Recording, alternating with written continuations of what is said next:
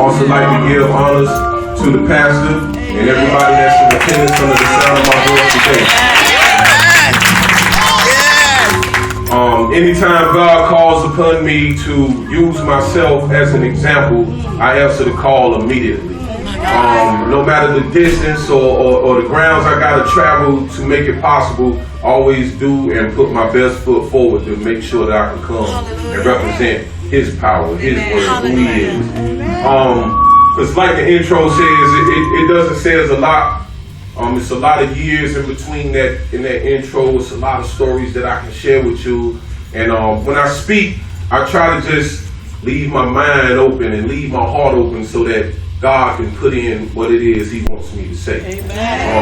Amen. Speak to. Amen. And I'm just first of all, I want to say that I am honored to be here today because the energy that is in this room at this time is everything that I needed in my life. Hallelujah.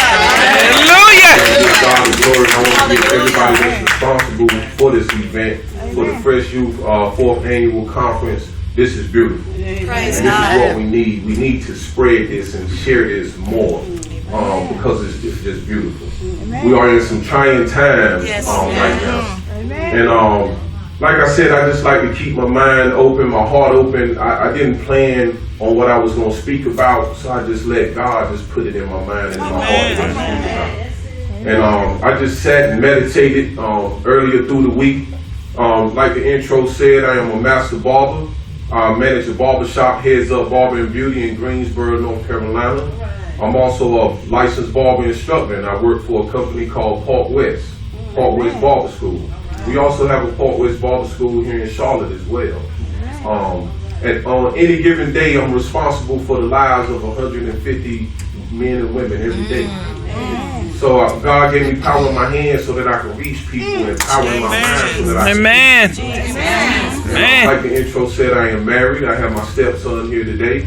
God has also blessed me with a brother, one of my clients. This brother has been a client of mine for over a year and a half now, and it's like a natural bond. It's like he's giving me a brother. Amen. So, it's just a beautiful situation. But the road has not always been smooth. I have had a rocky travel. And I like the theme today because the theme today is unashamed. And I'm not ashamed to share who I was. All right. Tell it. To share who has become, the man I have became. But before I get into where I've been, I want to let you know where I am now, just a little bit more where I am now. Where I am now is I take the stand and use myself as an example. I'm only an instrument, and God is at work. Amen. And I came here today to share with y'all what he has given me to share with the youth today, because He shared the same thing with me when I was going through my trials and tribulations. He said, "Let go of the wheel and let me drive." Let go of the wheel and let me drive. Yes. And this is the message that I want to deliver to the youth today. When you feel like you can't understand certain things, or things are going bad, not going your way, you feeling down, let go of the wheel and let God drive. Yes. Because a lot of times we'll have our hands on the wheel and we'll have these thoughts and these ideas where we want to take our life, but it might not be the direction that God wants you to go in. And then He's going to bring obstacles in your way.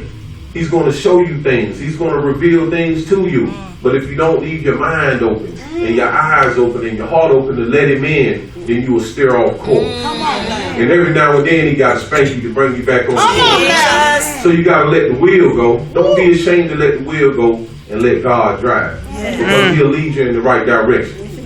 Let me share with you how He led me in the right direction and how He gave me those words in my life.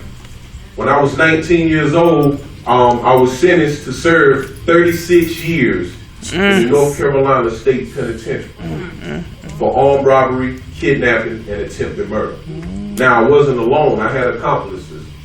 I had 2 accomplices, in fact.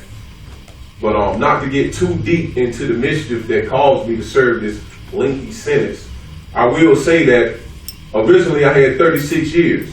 But before I walked out of the courtroom, one of the victims, she was tragically shot in the eye and went blind, permanently blind in her left eye. during the commission of this crime. And right before the judge was going to sentence me to 36 years in prison, she stood up and stopped him in mid-sentence. And she said, "Excuse me, Your Honor, I forgot to tell you something." And he looked at her like, "Are you serious? I'm about to sentence this man." And she said, "Your Honor, it can't wait. I forgot. I must tell you this right now." And he allowed her to speak. And when he allowed her to speak, the first thing she said was, "I forgot to tell you that out of all of them, he was the only one that tried to save my life." And she was speaking about me. Now, mind you, I don't know what made this woman say this, because it was the furthest from the truth that it could possibly be. But it was nothing but God. God made her speak those words. And by her speaking those words, the judge restructured my sentence immediately, right there in the courtroom, in the presence of everybody there. And he sentenced me to 14 years and 5 months in prison instead of 36 years. That was the first act of God in my life that revealed to me that his power is real. Because that was not man at all. It was his power alone. Amen. So at 19 years old, I was sentenced to serve 14 years and 5 months in the state penitentiary. Now, mind you, going in, this was my first time I had been doing trouble. I've been getting in trouble as a youth repeatedly, just going down that downward thinking. I like to call it downward